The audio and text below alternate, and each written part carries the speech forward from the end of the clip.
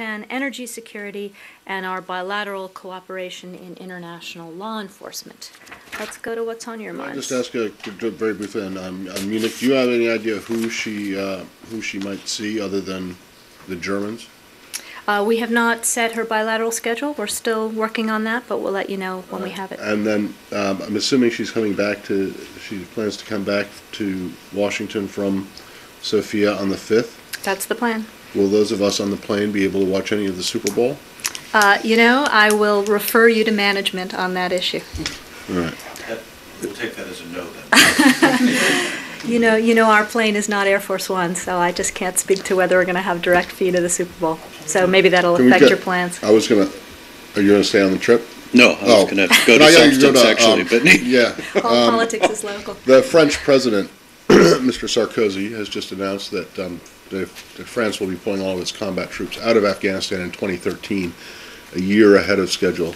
Do you have any reaction to that? Does it concern you at all that at least one of your allies doesn't appear willing to wait until the announced deadline? Well, as you know, we've had Afghan President Karzai in Paris today, yesterday. We also had the French defense minister in Afghanistan after the tragic death of the French troops in Afghanistan.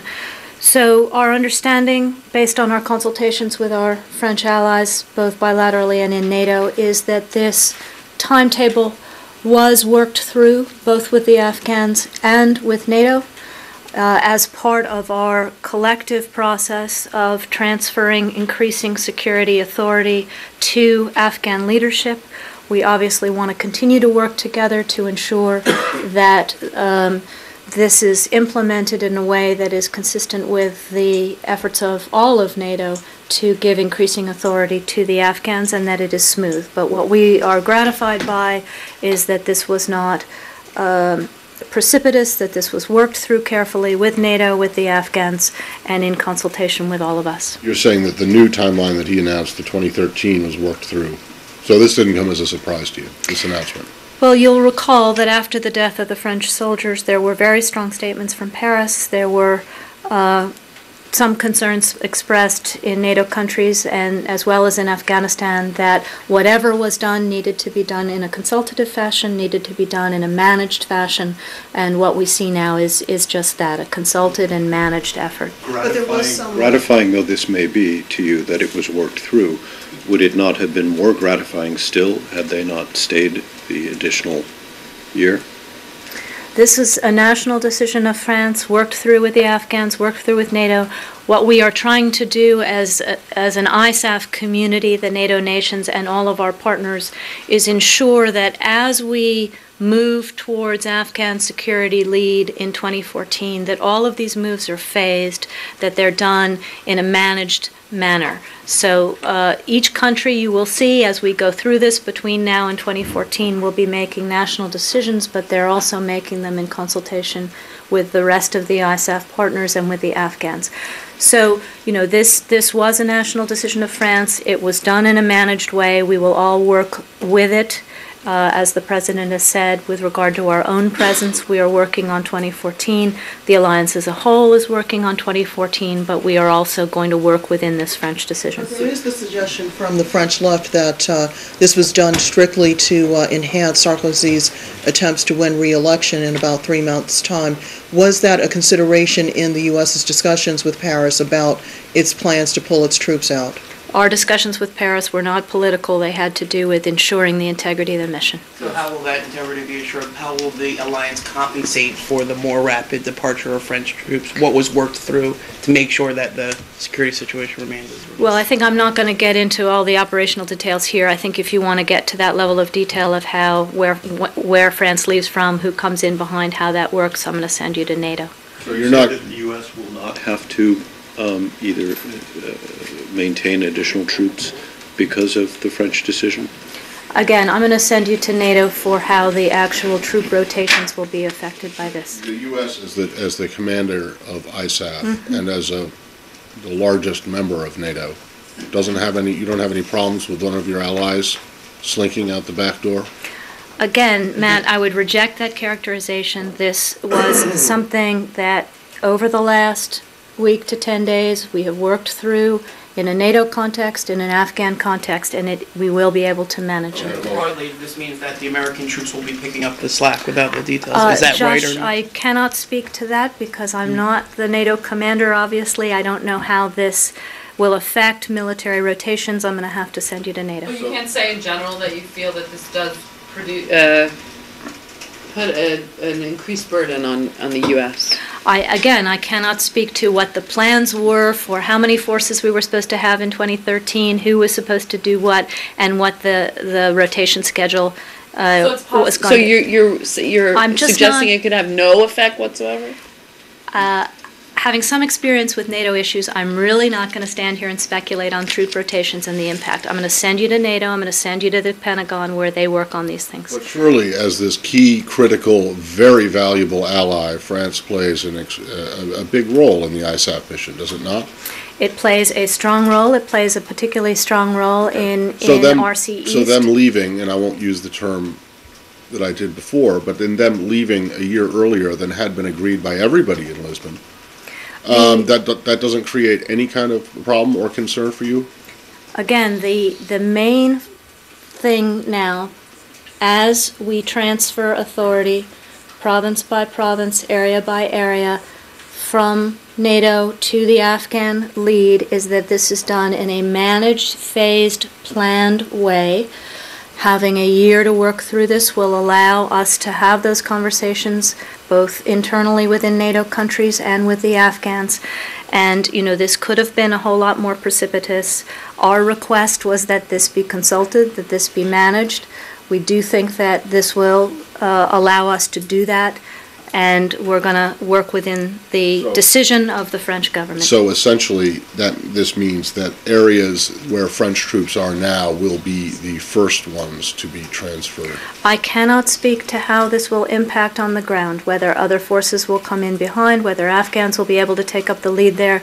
These are really questions that have to go to the commander. Can they be answered by that commander? I mean, I sure hope they can. Maybe this is just the wrong forum to be asking them, but if these questions can't be answered, it seems like this was in fact precipitous, and This is exactly why we wanted a little time to work this through, and I So if we have pose confidence that NATO and the Afghans will be able to answer your questions, but I cannot. So if we ask NATO or the Pentagon, ISAF, they will be able to answer the questions that we're asking here. Again, they are the right address for those operational questions. But they have answers to them, right?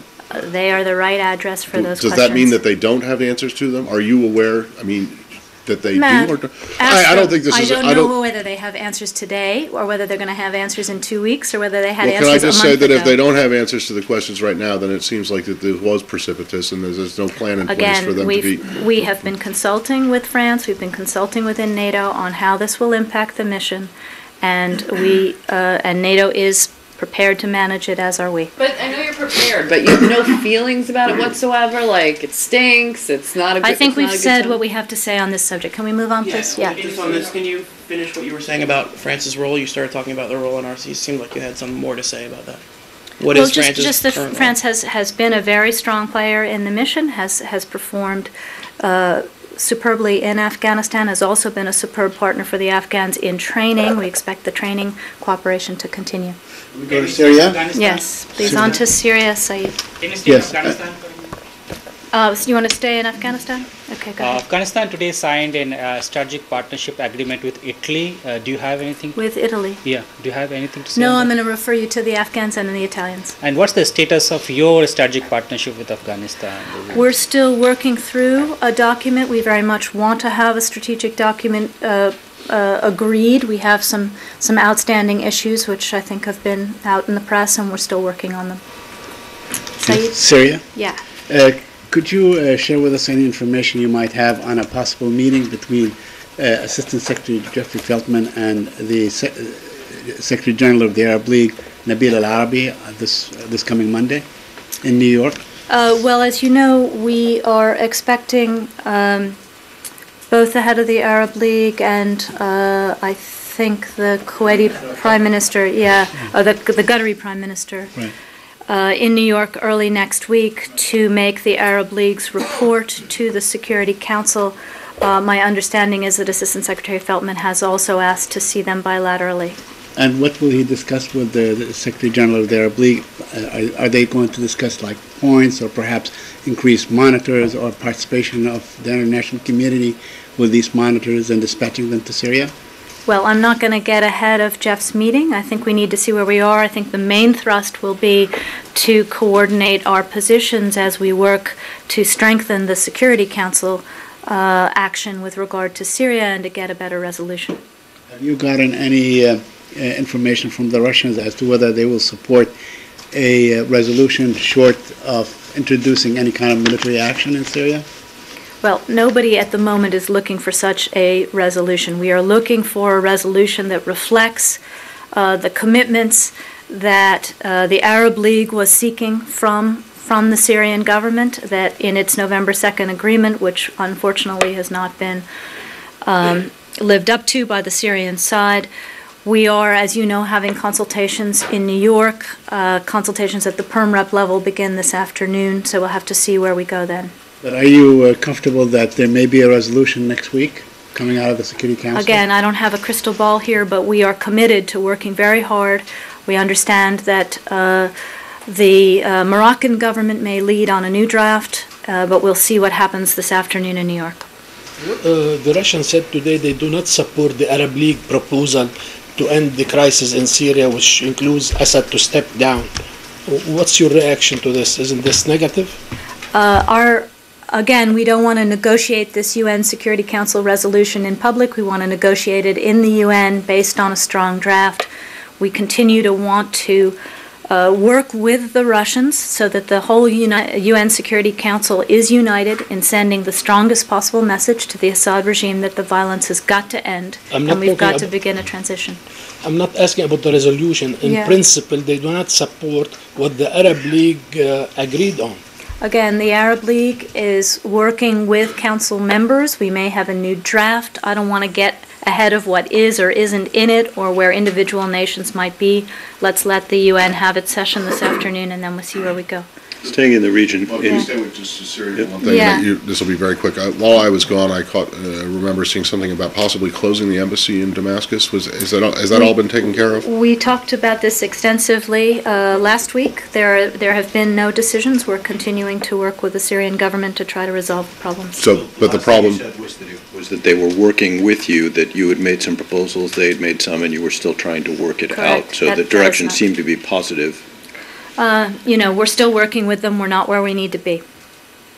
On Egypt, if I may, have you gotten any clarification as yet from the SCAF on how it intends to apply the still extant emergency law in instances of thuggery?